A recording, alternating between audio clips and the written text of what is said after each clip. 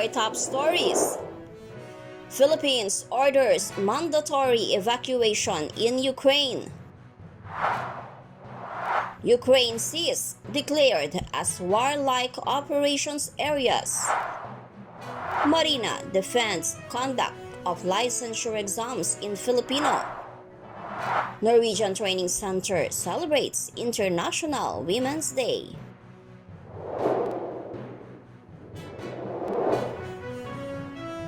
Welcome to Marino World Weekend. Maritime is second nature to us, sharing what's now and what's next. I am Lynn Bacani. The Department of Foreign Affairs, or DFA, has declared Alert Level 4 in Ukraine due to the deteriorating security situation in that country. Under Alert Level 4, the Philippine government undertakes mandatory evacuation procedures at government expense. The DFA also notes the possible establishment of humanitarian corridors that would allow evacuees to exit Ukraine through its borders in Moldova and Romania. The Philippine Embassy in Poland and the Rapid Response Team are assisting the Filipino nationals, including the seafarers, for repatriation. Filipinos who are still in Ukraine are strongly urged to contact the Philippine embassies and consulates for their repatriation. Labor Secretary Silvestre Bello III recalls last week President Rodrigo Duterte has already ordered to send a ship to Ukraine to fetch the stranded seafarers. However, the plan was aborted after Defense Secretary Delfin Lorenzana cautioned the areas are believed to be heavily mined. The Philippine Overseas Employment Administration, or POEA, has reported around 200 Filipino seafarers stranded in Ukraine. 21 seafarers of MVS Breeze arrived last Tuesday. Bello says more seafarers are expected to be repatriated soon.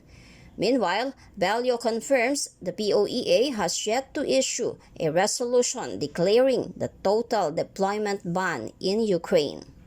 Kumbaga nakalusot sila. Talagang dumaan sila sa karayom. Talagang the difficulty of getting out of the fix that they were in.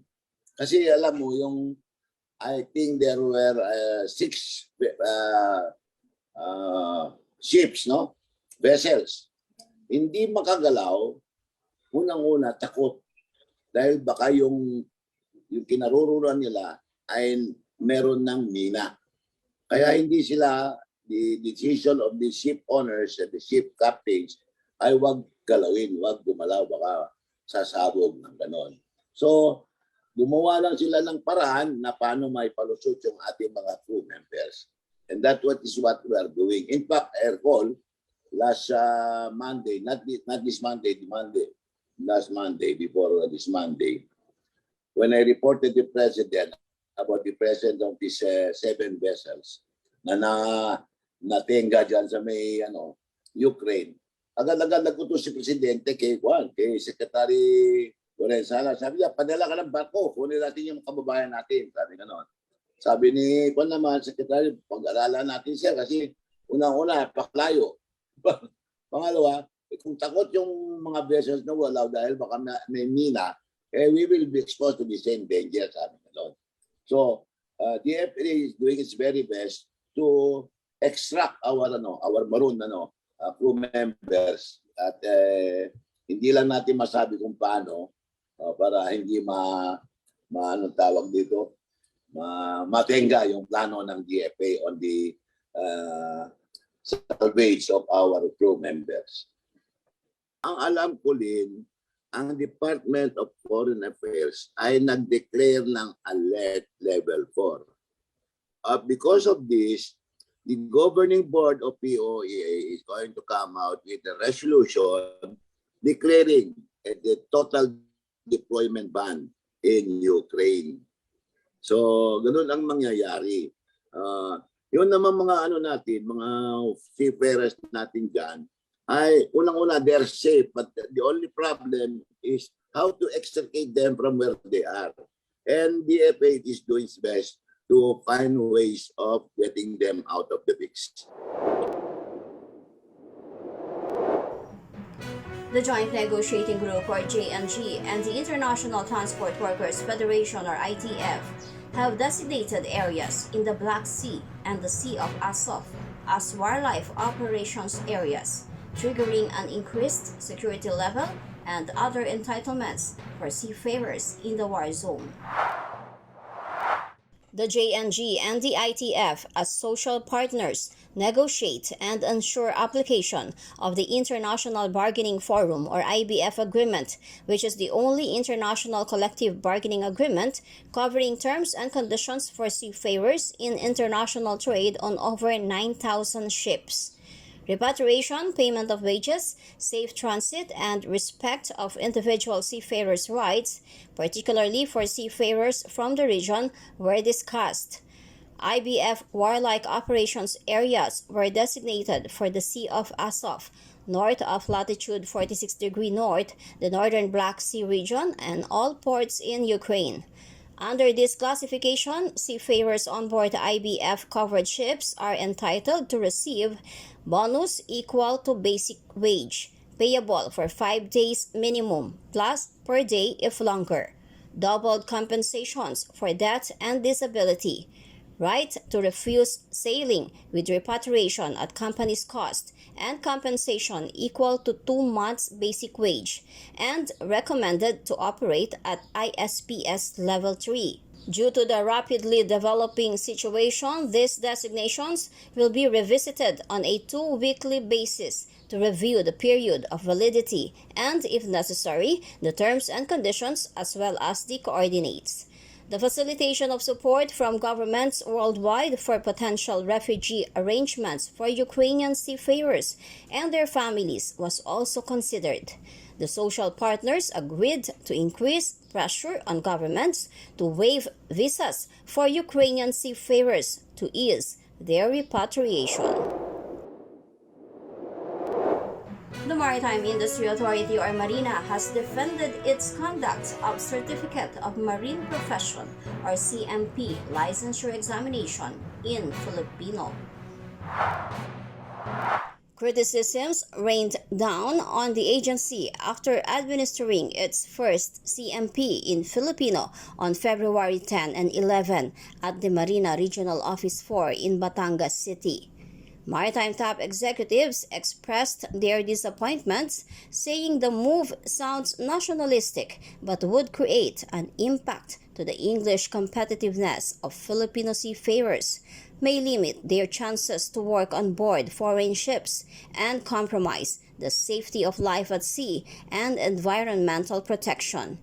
In a press statement, the agency explains the Marina, through the Manpower Development Service, or MDS, conducts the CMP licensure examination to seafarers on board domestic ships of below 500 GT or with engine propulsion power EPP of below 750 kilowatt, including motor bankas, who used to be undocumented.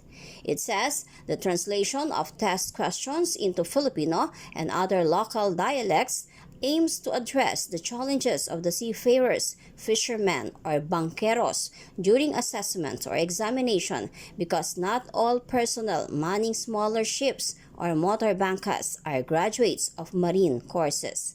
However, their lack of formal education is compensated with their many years of actual sea service.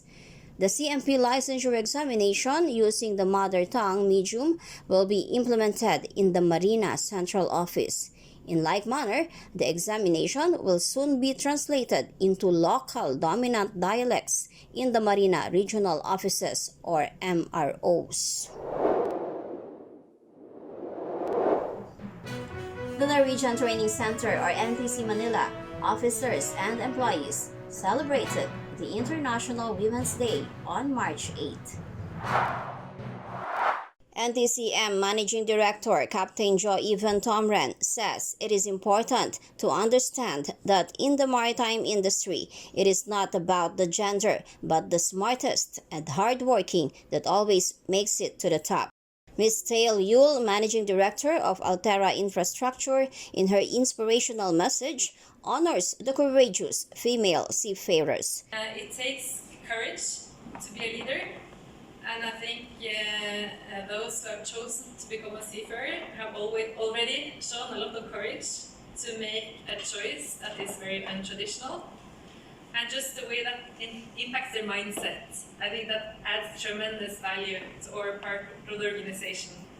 So I'm so happy that NTC and the cadet program really focuses on this area, because I need it, and we need a mix.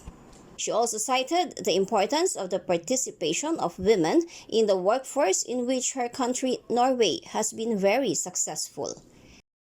The workforce. That has contributed a lot more. And of course, there are different factors related to this change in Norway.